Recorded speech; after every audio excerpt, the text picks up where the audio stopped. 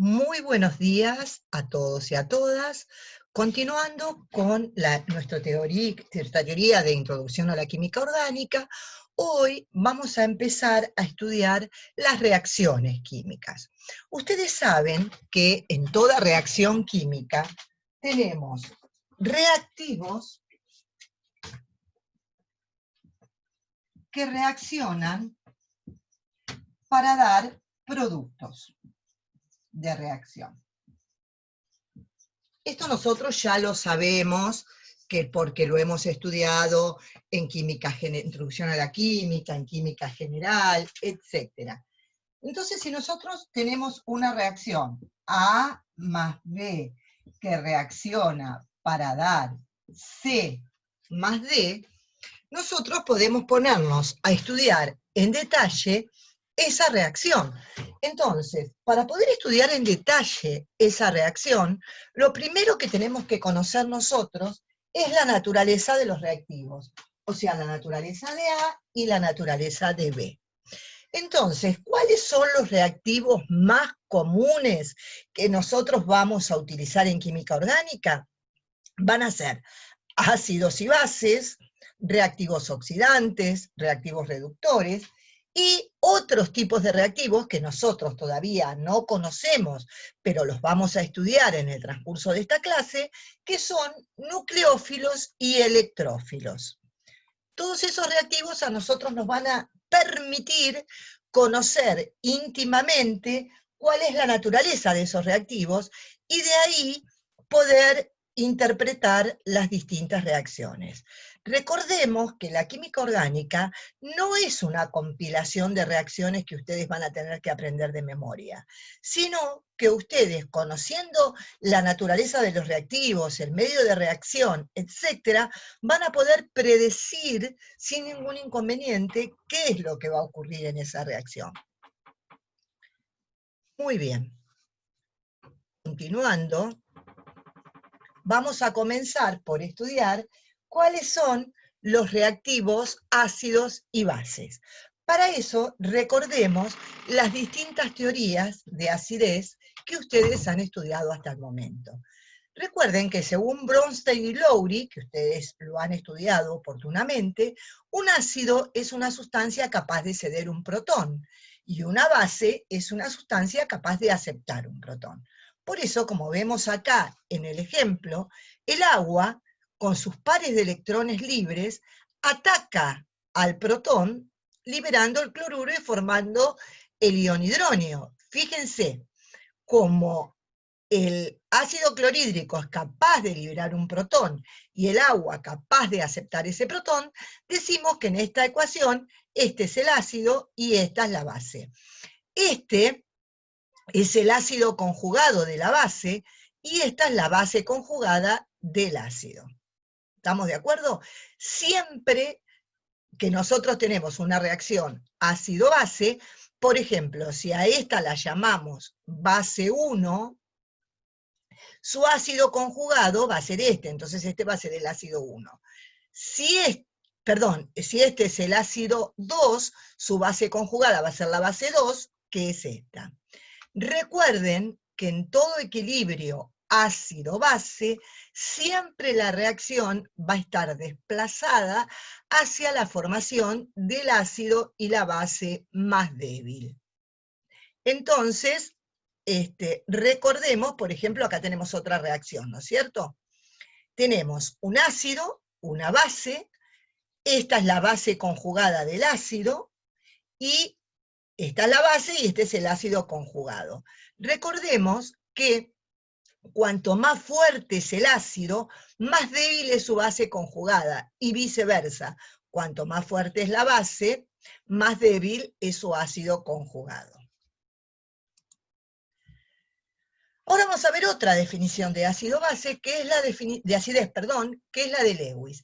¿Qué dice Lewis? Lewis dice que un ácido es aquella sustancia capaz de aceptar un par de electrones y una base es una sustancia capaz de donar un par de electrones. Quiero aclararles, antes de seguir, que ustedes han visto otra teoría ácido-base, que es la de Arrhenius, no sé si la recuerdan, que fue la primera de todas.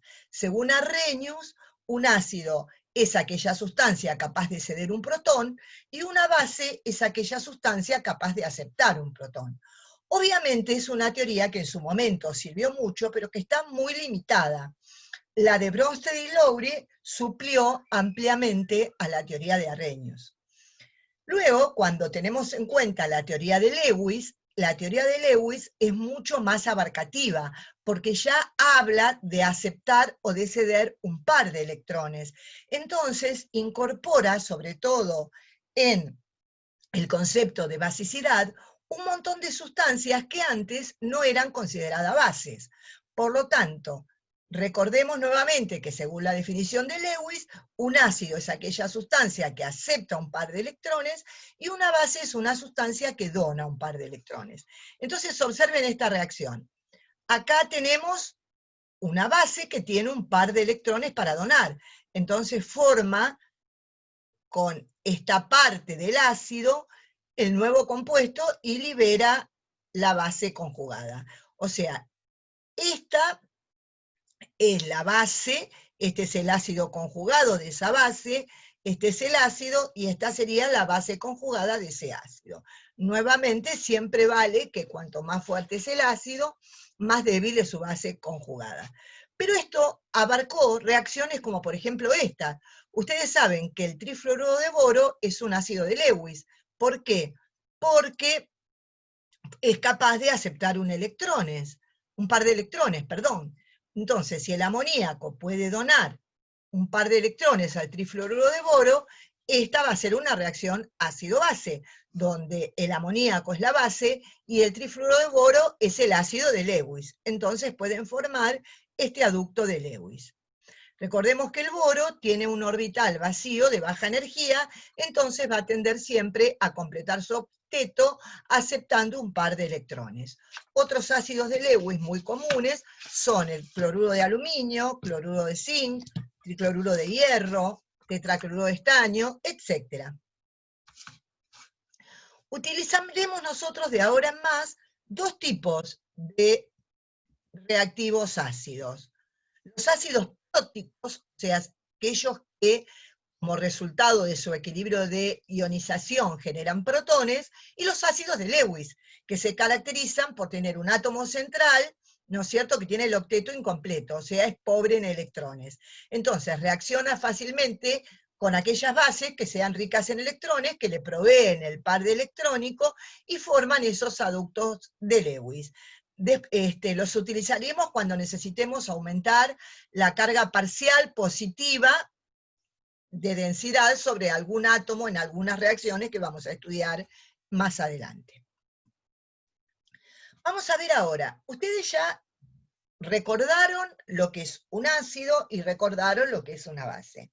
Ahora bien, vamos a ver cómo nosotros podemos ahora repasar la fuerza de los distintos ácidos.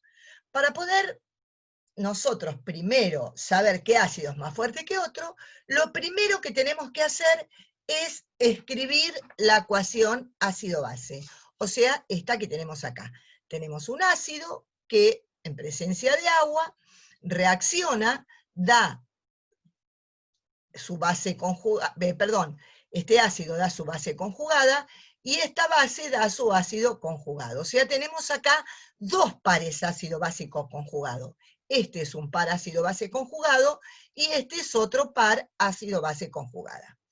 Entonces, cuanto más fuerte es el ácido, más desplazado está este equilibrio hacia la derecha. Por lo tanto, más grande va a ser la constante del ácido. ¿Estamos de acuerdo? Por ejemplo, para los ácidos inorgánicos o minerales que ustedes vieron, estas constantes son elevadas. Por ejemplo, van entre 10 a la 12 o 10 a la 9, más o menos. En cambio, en los ácidos orgánicos, estas constantes van más o menos entre 10 a la menos 5 y 10 a la menos 15, porque son ácidos mucho más débiles. Generalmente, en lugar de usar la Ka, se utiliza el pKa, que es el menos logaritmo de Ka. Entonces, cuanto mayor sea la fuerza de ese ácido, menor va a ser su pKa. Acá tenemos una tabla que es muy grande para que ustedes vean después, tranquilos, cuando repasen y comparen cómo aumenta la fuerza ácida hacia arriba. Por ejemplo, parten del metano, que fíjense, acá tiene los pK. El metano tiene un pK mayor que 40. El amoníaco tiene un pK de 33. El alcohol etílico 15,9. El agua 15,7. El ion amonio 9,24. El ácido hidrociánico tiene un pK de 9,22. El ácido acético tiene un pK de 4,74. Y si ustedes van al ácido nítrico, tiene un pK de menos 1,4 y el clorhídrico un pK de menos 7. O sea, fíjense cómo aumenta drásticamente la fuerza ácida hacia arriba. Muy bien, ¿qué compuestos orgánicos nosotros vamos a estudiar que tengan características ácidas? Vamos a estudiar ácidos carboxílicos, que como su nombre lo indica, son compuestos que tienen propiedades ácidas, tienen un pK del orden de 3 a 5.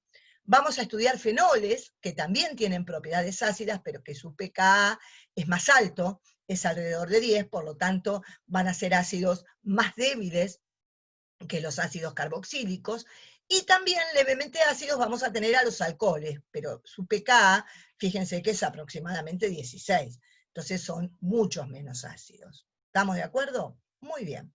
Ahora vamos a repasar cómo va variando la acidez en la tabla periódica. Esto ustedes ya lo vieron, pero vamos a dar un breve repaso. Recuerden que cuando estamos en el mismo periodo, cuanto más electronegativo es el átomo unido al nitrógeno, más ácido va a ser el compuesto. Eso es totalmente lógico, porque, por ejemplo, en el caso del ácido fluorhídrico comparado con el amoníaco, por ejemplo, es mucho más fácil ceder ese protón para el fluorhídrico que para el amoníaco. Entonces, cuanto más electronegativo sea, más ácido va a ser. En cambio, dentro del mismo grupo, recuerden que periodo, ya lo saben, pero lo repaso, horizontal, grupo vertical, fíjense que cuando nosotros vamos bajando en la tabla periódica, aumenta la acidez. Observen, agua 15,7. Ácido sulfídrico, 6,9. Hidruro de selenio, 3,9. Hidruro de teluro, 2,6. Entonces, ¿eso con qué tiene que ver? En el caso del agua, del sulfídrico, y lo mismo pasa en los otros casos. Eso tiene que ver con el equilibrio ácido-base. Por ejemplo, si ustedes comparan agua, ustedes siempre tienen que escribir la ecuación de disociación para comparar, porque si no, el ejercicio va a estar mal. Si yo no escribo la ecuación de disociación, no vamos a considerar el ejercicio. Si nosotros tenemos ácido sulfídrico, vamos a poner la ecuación general, ¿no es cierto? Lo que tenemos que observar es que en el segundo caso el equilibrio está más desplazado hacia la derecha porque el azufre tiene mayor capacidad para soportar esa carga negativa. ¿Por qué? Porque es más grande y es más polarizable. Lo mismo pasa con el teluro. Veamos ahora otro punto de vista que tiene que ver con los orbitales. Si ustedes saben que los orbitales S son más cercanos al núcleo, y entonces tienen menor energía que los orbitales P. Entonces, ¿eso qué significa? Significa que la carga negativa se estabiliza mejor cuando un orbital posee mayor carácter S. Recordemos que eso es porque tiene menor energía que el orbital P. Como consecuencia, cuanto mayor carácter S tenga la unión considerada, mayor va a ser la acidez. Por ejemplo, en el caso del etano, que nosotros ahí tenemos una unión simple, carbono-carbono, o el eteno, que tenemos una unión doble, o el etino, que tenemos una unión triple. Observemos, en el caso del etano, acá tenemos una hibridación sp3, sp2 y sp. El de mayor carácter S es la hibridación sp. Por eso el más ácido, o sea, va a ser el etino, que es el de menor pKa. ¿Se dan cuenta? Después vamos a estudiar acidez de alquinos terminales, pero por ahora vayamos sabiendo por qué es el más ácido. Muy bien. ¿Qué otro factor tenemos que considerar para poder determinar la fuerza ácida? Vamos a tener que considerar como factor importante el efecto inductivo. ¿Qué es el efecto inductivo? El efecto inductivo tiene que ver con la electronegatividad intrínseca de los átomos. O sea, cuando nosotros tenemos una determinada unión con un átomo muy electronegativo, ese átomo va a atraer hacia sí la densidad electrónica. Entonces, va a tener una cierta densidad de carga negativa.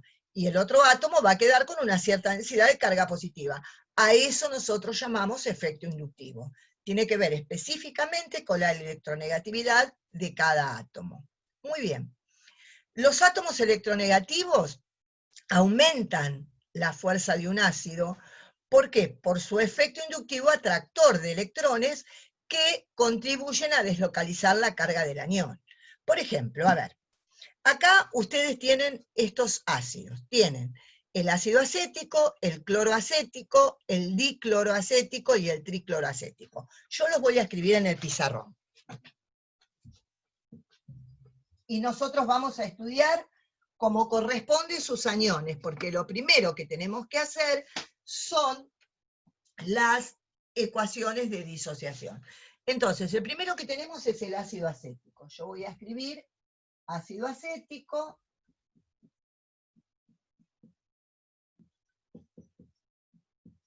después vamos a tener el ácido cloroacético,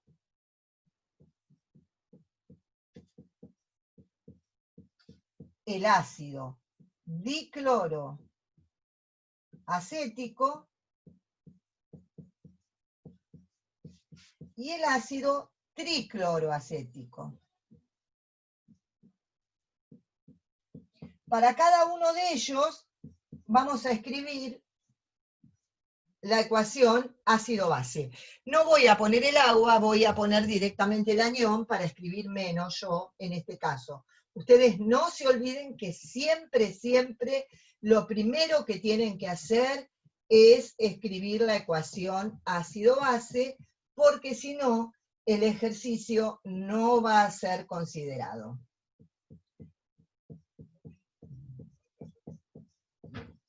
Entonces, sigo, escribo esta.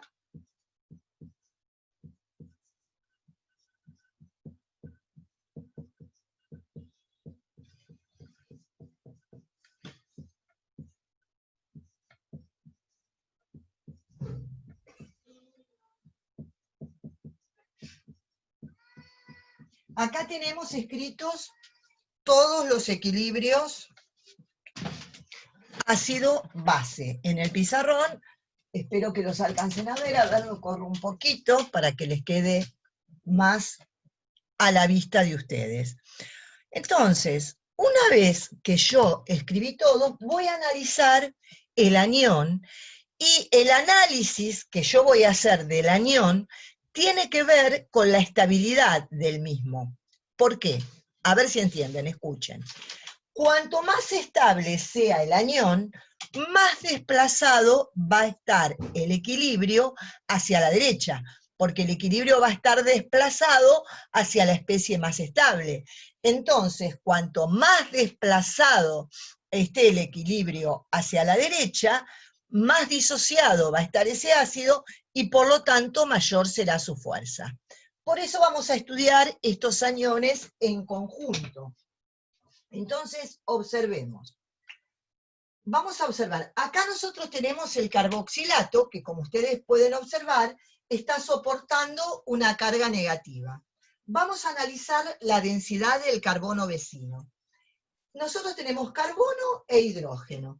Entre el carbono y el hidrógeno, el más electronegativo es el carbono, perdón. Pero la diferencia de electronegatividad es muy pequeña. Entonces podemos indicarlo con una pequeña flechita hacia el carbono. Entre carbono y carbono son iguales, entonces no voy a poner nada. Por lo tanto, este carbono tiene una pequeña densidad negativa. Ahora, acá pasa lo mismo porque tiene un hidrógeno. Ahora bien, acá tiene un cloro. El cloro es más electronegativo que el carbono. Entonces el cloro va a traer hacia sí los electrones del enlace, generando en este carbono una densidad de carga positiva. Acá tengo dos cloros. Entonces, la densidad de carga positiva que genera es mayor. Y ni hablar, en este caso, que tengo 3 cloros. La densidad de carga positiva, a ver que se me cae el pizarrón, disculpen un segundito, ahí está. Tiene una densidad de carga positiva mucho más grande. Entonces, ustedes observen, si yo tengo al lado del grupo que soporta la carga negativa un carbono con densidad positiva, estoy estabilizando el anión.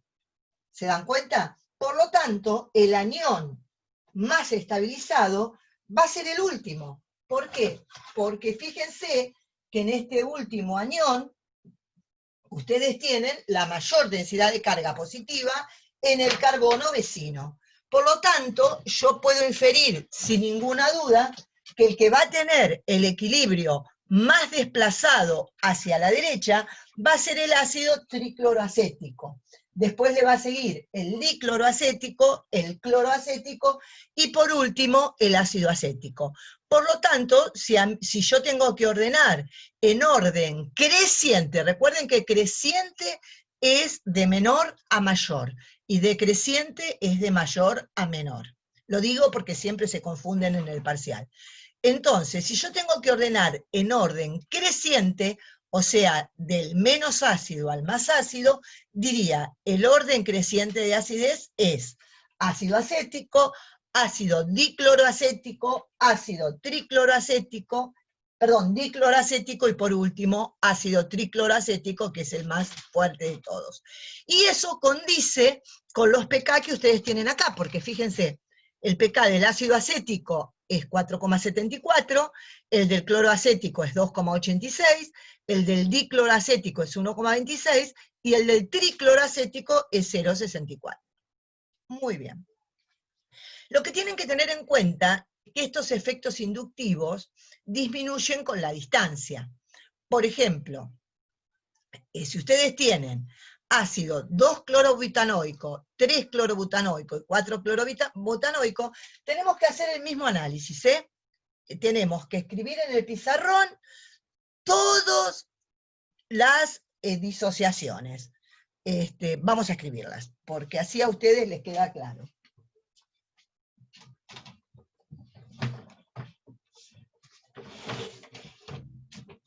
Me parece que lo que se escribe a ustedes les sirve más.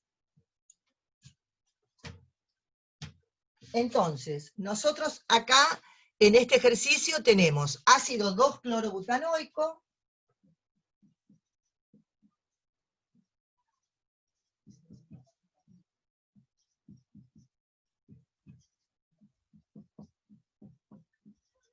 tenemos ácido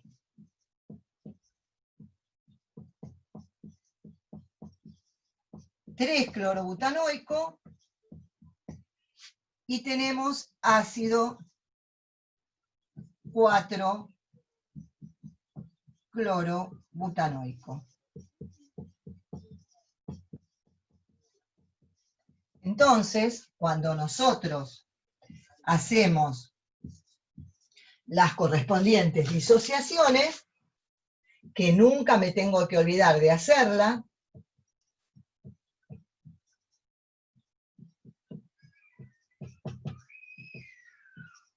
disculpen, esto es una mancha del pizarrón, ¿eh?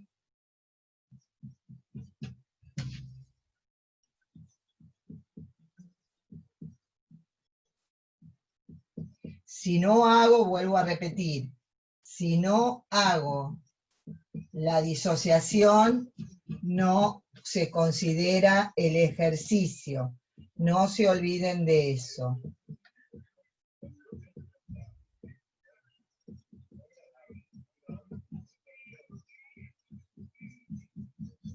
Entonces, observemos.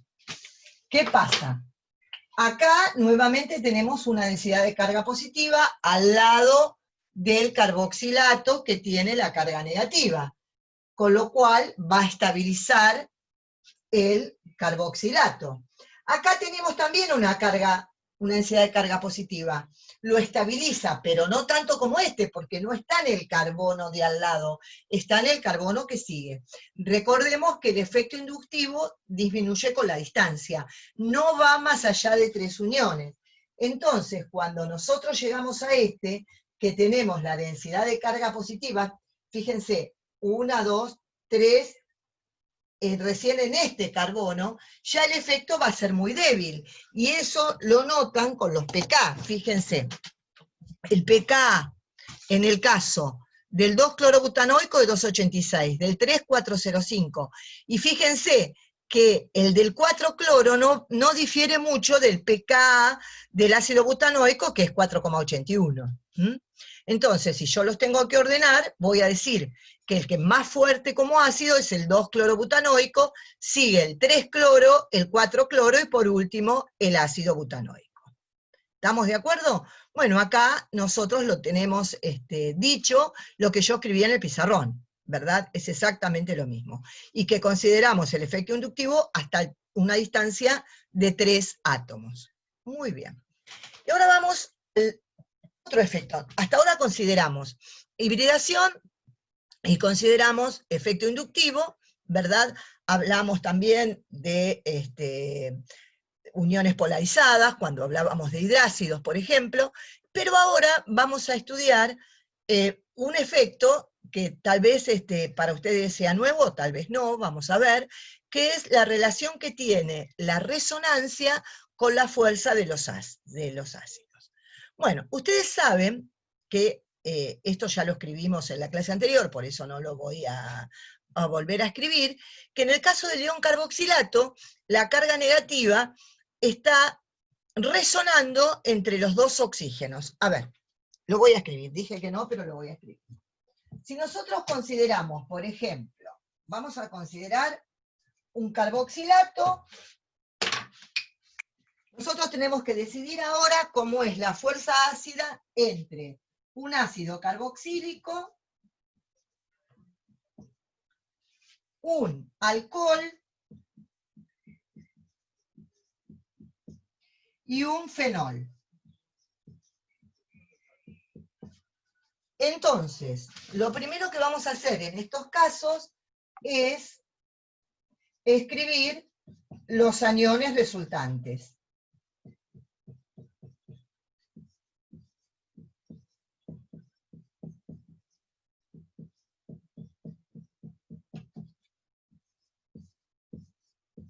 Y vamos a analizar, como siempre, la estabilidad de estos aniones para poder ver cuál es el que tiene el equilibrio más desplazado hacia la derecha, o sea, el que va a tener más fuerza ácida. Disculpen, pero ahora yo voy a tener que borrar el pizarrón para poder hacer el análisis individual de cada uno de ellos. ¿Esto les quedó claro, la ecuación de disociación? Muy bien, vamos a considerar primero el carboxilato. Ustedes saben que en el caso del carboxilato, yo puedo escribir una estructura de resonancia donde este electrón viene para acá y este electrón viene para acá. Entonces, me queda esta estructura de resonancia. Si ustedes observan, la carga negativa está repartida por igual entre los dos oxígenos, lo que le confiere gran estabilidad a este anión. Vamos a ver qué pasa ahora en el caso de los alcoholes. En el caso de los alcoholes, yo tengo este anión. Este anión no se estabiliza por resonancia. entonces este anión es mucho menos estable que este.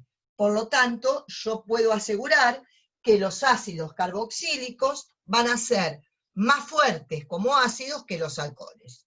Hasta acá vamos bien. Vamos a ver qué pasa en el caso del fenolato, o sea, el anión proveniente del fenol. Y acá les pido, por favor, que me presten suma atención, porque me voy a mover electrones y esto necesita horas de cola en la silla en su casa para poder practicar el movimiento de los electrones. Vamos a ver qué estructuras de resonancias puedo escribir del fenol, del fenolato. Si este viene para acá, este viene para acá. Entonces, la primera estructura que yo voy a poder escribir va a ser esta, donde yo tengo la carga negativa acá, y me queda esto. Continúo, esta carga negativa viene acá, y el par de electrones viene acá. Recuerden que en la doble unión hay un par de electrones, aparte del par de electrones del anillo, ¿no es cierto? Por lo tanto, me va a quedar esta estructura, fíjense. Esta vino para acá, formó la doble unión, acá me quedó la carga negativa y esta quedó igual. Sigo. Este par de electrones viene para acá, entonces este viene para acá. Entonces puedo escribir esta otra estructura.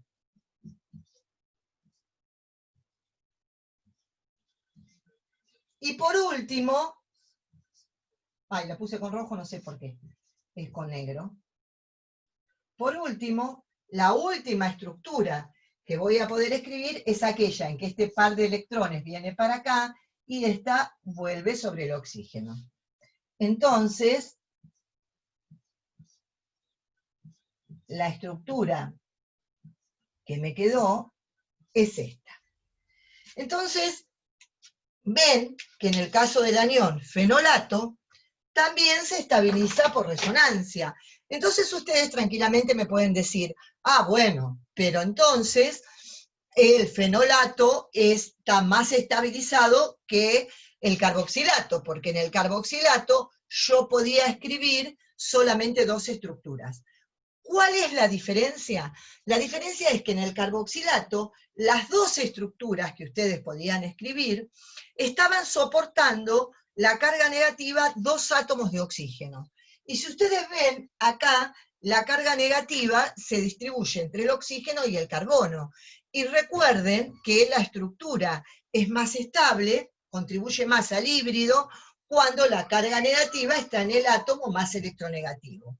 Por lo tanto, es más estable el carboxilato que el fenolato.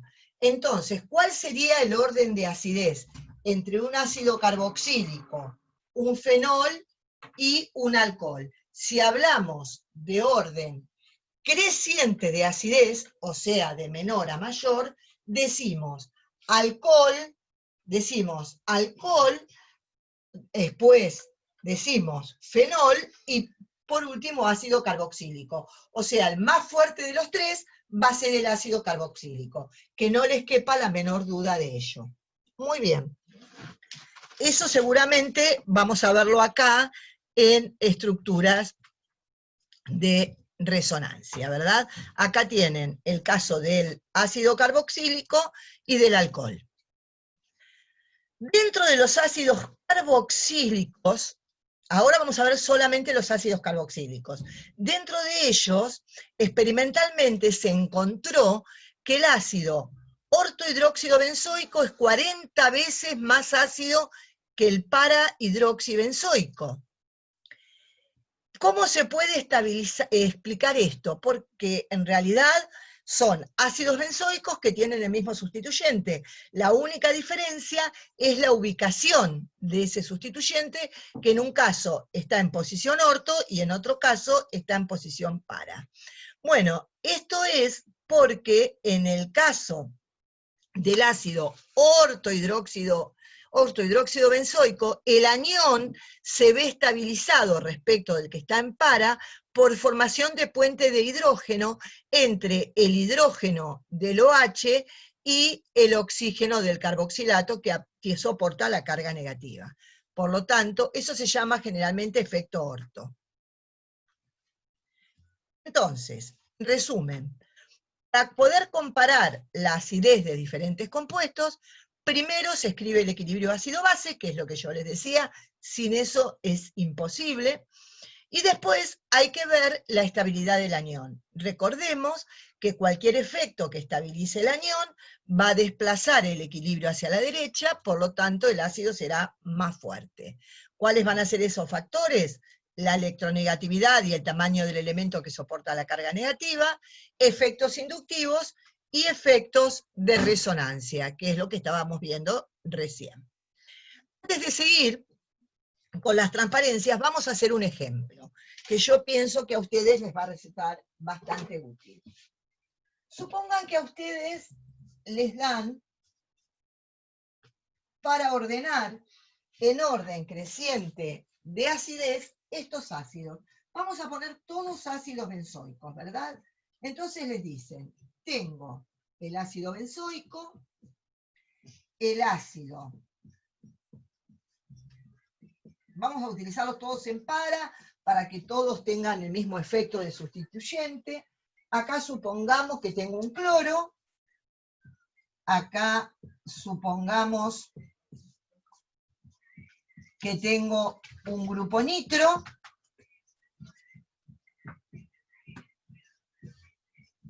Y acá supongamos que tengo un grupo OH. Entonces, ¿qué tendría que hacer yo? Lo primero, de acuerdo a lo que dijimos recién, lo primero que tengo que hacer son las reacciones ácido-base, que para simplificar yo estoy haciendo nada más que las reacciones de disociación. Entonces, en primer lugar, yo tendría este anión,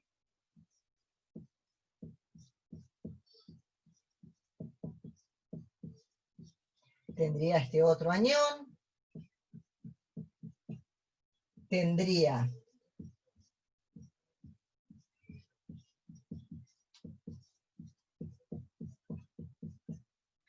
este otro anión, y por último tendría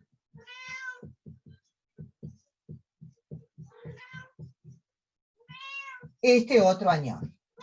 Entonces, primero vamos a analizar cualitativamente. ¿Qué observamos cualitativamente? Veamos los aniones. Este es el anión benzoato. Acá tenemos el anión benzoato que tiene unido un cloro. El cloro tiene dos efectos. Tiene efecto inductivo y efecto de resonancia sobre el anillo. ¿El efecto inductivo cuál es? Aceptor de electrones. Entonces va a tener un efecto inductivo aceptor de electrones. Y además, como el cloro tiene pares de electrones libres, también va a tener un efecto de resonancia donde le done electrones al anillo aromático. Pero ¿qué pasa? Si ustedes se fijan, cuando dona electrones formaría una doble unión carbono-cloro. Y el cloro está en el tercer periodo de la tabla periódica y el carbono en el segundo. Por lo tanto, no va a haber un buen solapamiento orbital, lo que significa que en los halógenos lo que va a predominar va a ser el efecto inductivo sobre el efecto de resonancia. En el único caso que tenemos en el mismo periodo que el carbono es el flúor. Pero ¿qué pasa?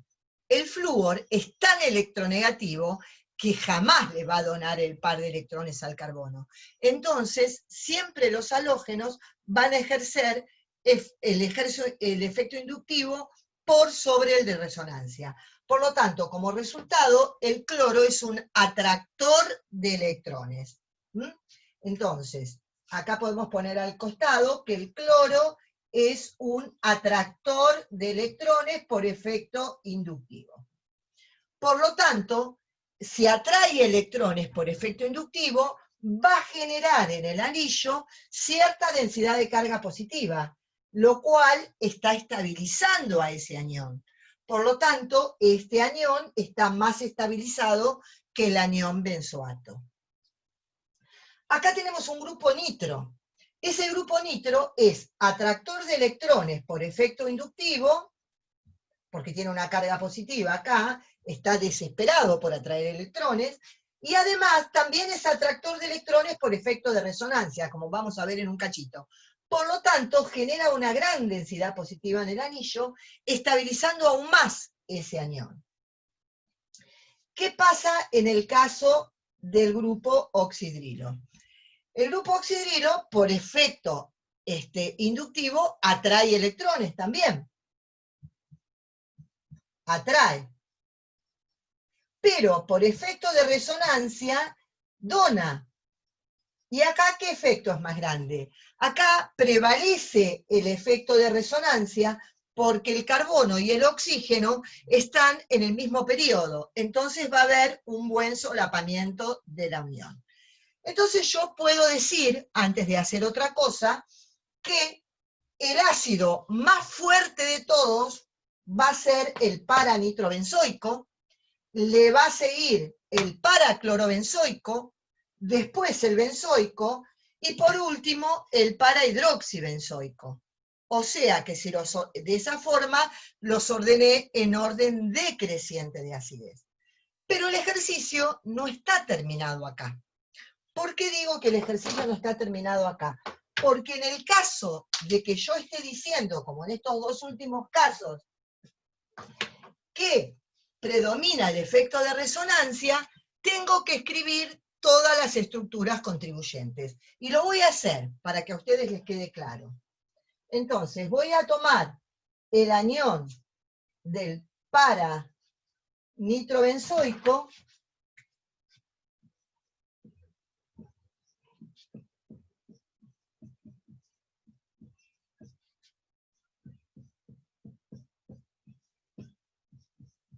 y voy a hacer todas las estructuras de resonancia de este anión. Acabo de decirles a ustedes que el grupo nitro es un atractor de electrones del anillo. Entonces, si es un atractor de electrones, este par de electrones viene para acá y este viene para acá.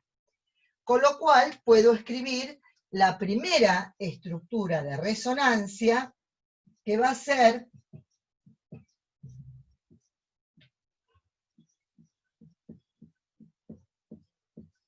chicos, este tema es fundamental y lo tienen que manejar perfectamente, ¿eh? Porque es indispensable a lo largo de todo el curso. Esta es la primera estructura que yo puedo escribir. Vamos a seguir ahora escribiendo el resto de las estructuras.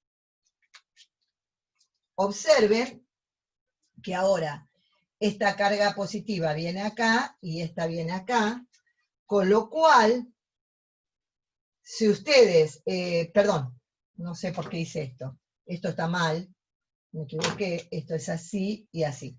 Esta carga positiva viene acá, ¿no es cierto? ¿Cómo va a ir la carga positiva ahí? Este viene acá, generando una carga positiva acá. Entonces me queda este. Perdón el déjà vu. Me quedaría la carga positiva acá, acá, así, y así, de esta forma. Sigo para este lado. Ahora, ¿qué pasa? Este viene para acá y me genera la carga positiva acá.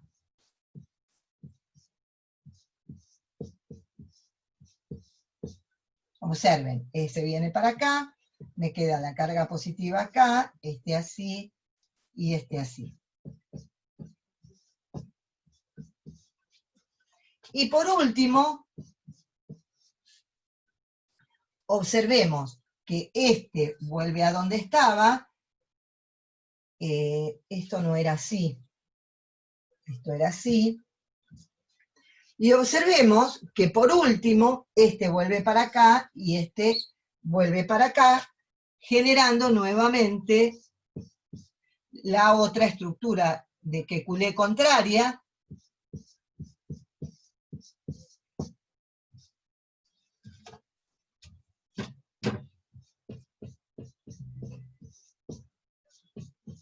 Observen que tiene la estructura de Kekulé contraria del benceno. O sea, la otra estructura de resonancia posible del benceno. Observen que de todas estas estructuras hay una, que es esta, que es la más estabilizada de todas, porque tienen la carga positiva al lado del grupo carboxilato.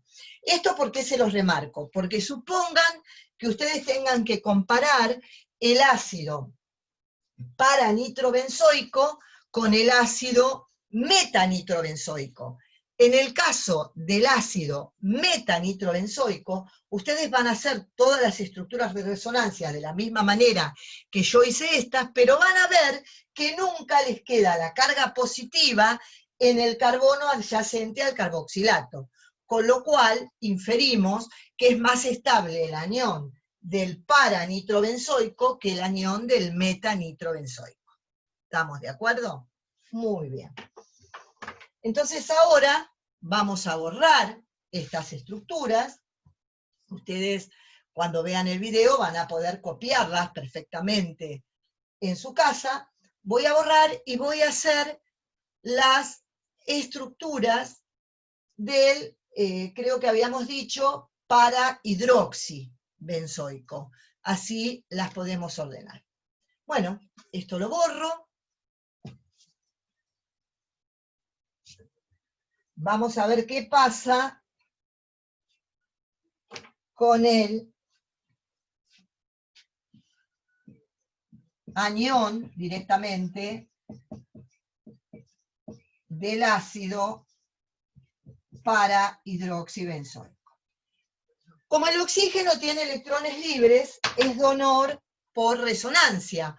Por lo tanto, le va a donar este par de electrones al anillo y esta carga va a venir acá. Observen que la primera estructura que yo voy a poder escribir va a ser esta.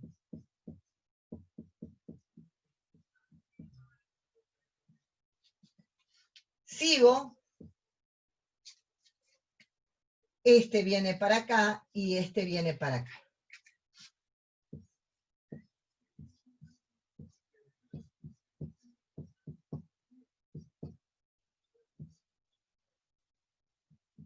Negativo, carboxilato.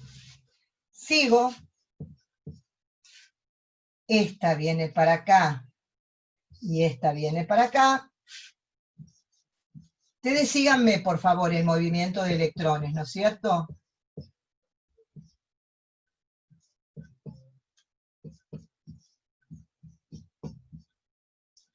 Y por último,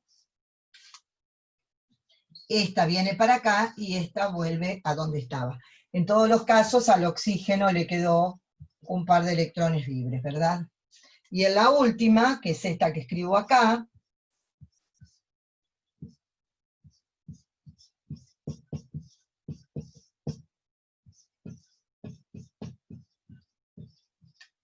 recuperó su par de electrones. Y ahora observen, hay una estructura que es esta, que es un horror, porque fíjense que la carga negativa les queda en el carbono adyacente al carboxilato. Es lo peor de lo peor, por lo tanto, este anión está muy, muy desestabilizado respecto de los anteriores. Si ustedes hicieran lo mismo, se los dejo como tarea, con el oxidrilo en meta, van a ver que también está desestabilizado, porque siempre generan carga negativa, donde hay un carboxilato negativo, pero nunca lo van a tener en el carbono adyacente. Por lo tanto, el más desestabilizado de todos va a ser el para hidroxibenzoico, lo mismo que el orto, ¿no? Con el orto va a pasar exactamente lo mismo. Bueno, Espero que hayan entendido el movimiento de los electrones. Por lo tanto, si yo tengo que ordenar estos ácidos en orden creciente de acidez, o sea, de menor a mayor, voy a decir, el menos ácido de todos va a ser el ácido para-hidroxibenzoico. Le va a seguir el ácido el ácido benzoico, luego el ácido paraclorobenzoico, y el más ácido de todos va a ser el ácido paranitrobenzoico. Bueno, espero que lo hayan entendido. De todas formas, van a tener mucha ejercitación en el seminario, y vieron que nosotros hemos asignado a los chicos por WhatsApp, cada cual con su tutor, así que cada cual a su tutor le pregunta y pueden ejercitar este tema. Los que estoy tutelando yo me preguntarán a mí, por supuesto, ¿no? Y si no, cada cual a su tutor. Muy bien. Vamos a ver ahora, antes de hacer un breve descanso, algo sobre bases. Las bases entonces son moléculas o iones que contienen al menos un par de electrones no compartidos. Se van a protonar en presencia de los ácidos próticos formando sales, y con ácidos de Lewis van a formar aductos. Por ejemplo, agua, por ejemplo, oxidrilo, amoníaco, amiduro, alcoholes, alcóxidos, etc. Aminas. En general, las fuerzas de las bases se puede correlacionar con la electronegatividad del átomo que tiene el par de electrones no compartido. Por ejemplo, cuando el átomo es el oxígeno, las bases, que cuando son moléculas neutras, son generalmente débiles, como caso del agua. Y los aniones, como por ejemplo el oxidrilo, son bases moderadas. Entre las bases orgánicas, las más importantes son las aminas. Las aminas son más básicas que el amoníaco. ¿Por qué? Porque tienen grupos alquilo, y ustedes recuerden siempre, siempre, que los grupos alquilos son donores de electrones por efecto inductivo. Entonces van a estabilizar, a ser donores de electrones, van a estabilizar el catión que se forma cuando ocurre la reacción ácido-base con esa base. Muy bien. Otro tipo de reactivos que nosotros vamos a ver en química orgánica son los reactivos oxidantes. ¿Qué son los reactivos oxidantes? Son reactivos que tienen un elemento en un estado de oxidación elevado. Por ejemplo, entonces van a ser afines por aquellas entidades que tengan electrones fácilmente accesibles. ¿Por qué? Porque necesitan de ellos para poder reducirse y así estabilizarse. Porque recuerden que toda oxidación va a estar acompañada de una reducción y viceversa. Los oxidantes más comunes son óxidos o aniones de metales de transición. Por ejemplo, permanganato, dicromato, trióxido de cromo. El permanganato, ustedes saben que se reduce a manganeso 2 en medio ácido y a dióxido de manganeso en medio neutro básico. El cromo 6 se reduce a cromo 3. En una reacción de oxidación, los dos electrones de una unión covalente se transfieren en forma de par libre a uno de los átomos del reactivo. Bueno, recordemos cómo se calcula el número de oxidación. Bueno, vamos a ver cómo se calcula el número de oxidación en los compuestos orgánicos. Y yo les voy a hacer un ejemplo, o lo podemos ver directamente acá. ¿Cómo se calcula? Primero escribo la estructura de Lewis. Recuerden que la puedo escribir así o como quiera, pero que acá siempre hay un par de electrones en cada rayita. Entonces, para calcular el número de oxidación, yo tengo que ver el número de grupo donde está el átomo. En este caso, el carbono, voy a calcular el número de oxidación del carbono. Está en el grupo 4 de la tabla periódica, entonces escribo el 4. Y después tengo que asignar cuántos electrones tiene alrededor ese carbono. Para ello, tengo que ver entre el carbono y el elemento que tiene unido cuál es más electronegativo. Y esos electrones se los voy a asignar al átomo más electronegativo. Entre el carbono y el hidrógeno es más electronegativo el carbono. Entonces le asigno el par al carbono. Lo mismo acá, acá y acá. Entonces, ¿cuántos electrones le asigné al carbono? 2, 4, 6 y 8. 4 menos 8 menos 4. Por lo tanto, el número de oxidación de este carbono es menos 4. Veamos en este caso. 4 porque es el número de grupo. Y después fíjense, acá estos dos electrones se los asignó al carbono y estos también. Pero acá entre el carbono y el oxígeno es más electronegativo el oxígeno, entonces se los asigno al oxígeno. Entonces hago 4 menos 4 me da 0. El número de oxidación del carbono acá es 0. Fíjense que si ustedes quisieran calcular el número de oxidación del oxígeno, sería, el oxígeno está en el grupo 6. ¿Y cuántos electrones tiene asignado? Acá tiene 2 pares libres que no están dibujados. Entonces tiene 4 y acá tiene otros 4. 4 y 4, 8. Entonces 6 menos 8 me da menos 2. O sea que el número de oxidación del oxígeno acá sería menos 2. Acá tenemos otro ejemplo, donde fíjense, acá el carbono está unido al oxígeno, entonces los electrones van para el oxígeno, acá también van para el oxígeno y acá para el carbono. Entonces es 4 menos 2 me da 2 positivo. Espero que hayan entendido, es muy simple el cálculo. Bueno, vamos a ver ahora algunos reactivos reductores. Entonces, en una reacción de reducción, el reactivo cede un par de electrones al sustrato para poder formar un enlace covalente. ¿Qué agentes reductores vamos a utilizar nosotros generalmente? Metales, como litio, sodio, potasio o amalgama de zinc. Hidrógeno, utilizando como catalizadores, por ejemplo, platino, paladio, níquel. Hidruros, tetrahidruro de aluminio y litio y borhidruro de sodio. Son los que más vamos a utilizar. Bueno, y antes de ir a la definición, bueno, vamos a seguir un poquito más, antes de hacer el descansito, así terminamos con naturaleza de los reactivos. Vamos a definir ahora lo que es un nucleófilo. ¿Qué significa la palabra nucleófilo? Afín por los núcleos. Entonces, un nucleófilo va a ser un anión o una molécula neutra que tenga al menos un par de electrones no compartidos.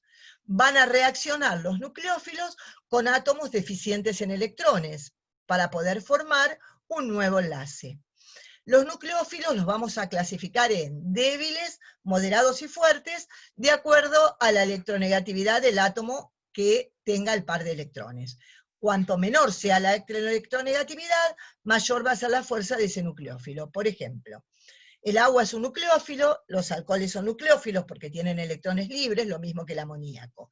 Las aminas son nucleófilas, los oxidrilos, que tienen esa carga negativa, son nucleófilos, los alcóxidos, el sulfuro, el hidruro, carbañones, como por ejemplo este. ¿Por qué se llaman carbañones? Porque la carga negativa está sobre un carbono, por eso es carbañón. ¿La nucleofilia de qué va a depender? La nucleofilia depende de la carga. ¿Qué quiere decir? Cuando ustedes comparan nucleófilos con el mismo átomo central, el que tenga más fuerza como un nucleófilo va a ser el que esté cargado. Por ejemplo, entre agua y oxígeno, el más fuerte va a ser el oxidrilo. Perdón, entre agua y oxidrilo, quise decir, me equivoqué. Entre alcóxido y alcohol, el nucleófilo más fuerte va a ser el alcóxido. Entre amiduro y amoníaco, el nucleófilo más fuerte va a ser el amiduro. ¿Qué relación hay entre nucleofilia y basicidad? A veces van de la mano y a veces no. En general, la nucleofilia aumenta con el carácter básico, pero no siempre. Bueno, otro factor a tener en cuenta es la electronegatividad. La nucleofilia aumenta cuando disminuye la electronegatividad del átomo que ataca. Por ejemplo, si nosotros tenemos para comparar fósforo con nitrógeno, es más nucleófilo el fósforo que el nitrógeno. Por ejemplo, acá, sulfidrato con alcóxido, es más fuerte el sulfidrato. Selenio con azufre y con oxígeno, el que corresponde al selenio va a ser mejor nucleófilo. Eso dentro del mismo grupo. Y dentro del mismo periodo, fíjense, el amiduro es un nucleófilo más fuerte que el alcóxido y más fuerte que el fluoruro. El fósforo es más fuerte que el azufre y que el cloro. O sea, fíjense cómo varía en el mismo periodo. O sea, en el mismo periodo aumentan de derecha a izquierda y en el mismo grupo aumenta hacia abajo. Ahora vamos a definir electrófilo. ¿Qué significa electrófilo? Afín por los electrones. Entonces, quiere decir que se va a tratar de entidades que tengan un átomo que tenga el octeto incompleto o una carga formal positiva, que va a tender a aceptar electrones. También hay moléculas neutras que son electrófilas. Algunos ejemplos son el ion cloronio, carbocationes, ¿ven? Carbocationes otra vez, porque tienen la carga positiva en el carbono. Protón, ion nitronio, acetilo, trióxido de azufre, etc. O sea, hay varios electrófilos. En resumen, ¿qué es un nucleófilo? Es una sustancia que reacciona buscando átomos deficientes en electrones. Cede su par de electrones para formar un enlace. Un electrófilo es una sustancia que reacciona buscando electrones, aceptan un par de electrones para formar un enlace. Según Lewis, los nucleófilos son bases y los electrófilos son ácidos. Pero ojo que basicidad y nucleofilia no siempre reaccionan en forma paralela, ni tampoco la acidez y la electrofilia, porque son dos conceptos totalmente distintos. Acidez y basicidad son compuestos termodinámicos, son conceptos termodinámicos, mientras que nucleofilia y electrofilia son conceptos cinéticos. Entonces son dos cosas que a veces van de la mano, pero a veces no.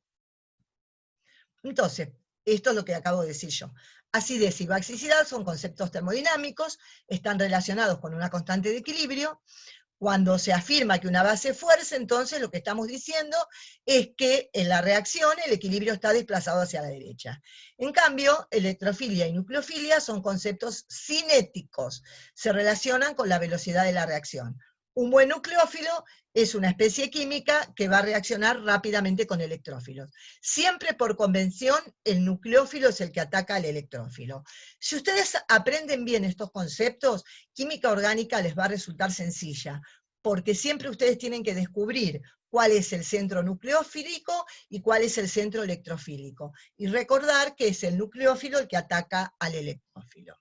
Bien, antes de seguir con reacciones químicas, nosotros vamos a hacer una pequeña pausa y luego vamos